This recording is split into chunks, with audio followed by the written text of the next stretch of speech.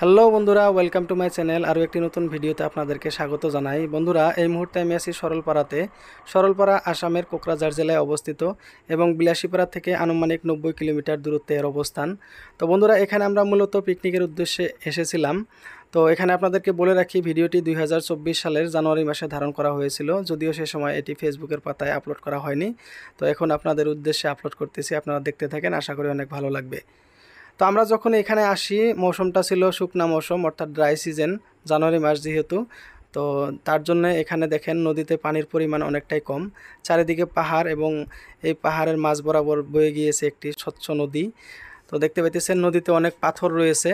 তো পাথরের পাশাপাশি কিছুটা পানিও রয়েছে। পানিটা যদিও কম ছিল, পানির তলদেশ পর্যন্ত সব কিছু দেখা যাইতেছিল। বর্ষাকালে এই নদীটি সম্পূর্ণরূপে ভরে যায় এবং সে সময়ের দৃশ্যটা অনেক সুন্দর হয়ে থাকে।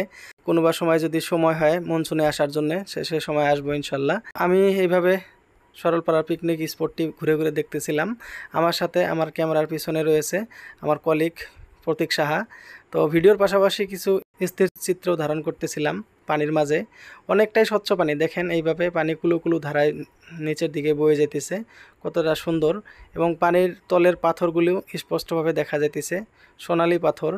তো আমি আপনাদেরকে ক্যামেরা পানির নিচে নিয়ে দেখাইতেছি, দেখেন কত সুন্দর স্বচ্ছ পানি। তো পানির ভিতরে কিছু ছোট ছোট মাছও ছিল, যদিও ক্যামেরায় সেগুলো দেখা যাবে না মনে হয়। তো অনেক সুন্দর একটি জায়গা, খুবই শান্ত একটি জায়গা। এই যে দেখতে পাইতেছেন পাহাড়, ওই পাহাড়গুলির পিছনেই হয়েছে ভুটান। তো আর এদিকে কোকরাঝাড় জেলা, আসামের কোকরাঝাড় জেলা, এটি একটি অনেক নামকরা পিকনিক স্পট। তো আমি এখানে জুতা স্যান্ডেল খুলে পানির ভিতরে কিছুটা আনন্দ উপভোগ করতেছিলাম। তো এইভাবে আমাদের দিনটি এখানে বেশ ভালোভাবে কাটে। তো চলুন এবার দেখা যাক রান্নাবাড়ির কী খবর। তো ভাত মোটামুটি হয়ে গেছে, এদিকে তরকারি রেডি, তো ডালও রেডি হয়ে গেছে। তো সালাদের জন্য কিছু ভেজিটেবলস কাটা হয়ে গেছে। তো এখান থেকে আমি একটি গাজর নিয়ে টেস্ট করতেছিলাম। তো এইভাবেই খুবই সুন্দর একটি দিন আমরা এখানে উপভোগ করি। তো এই ছিল একটি ছোট্ট ভিডিও।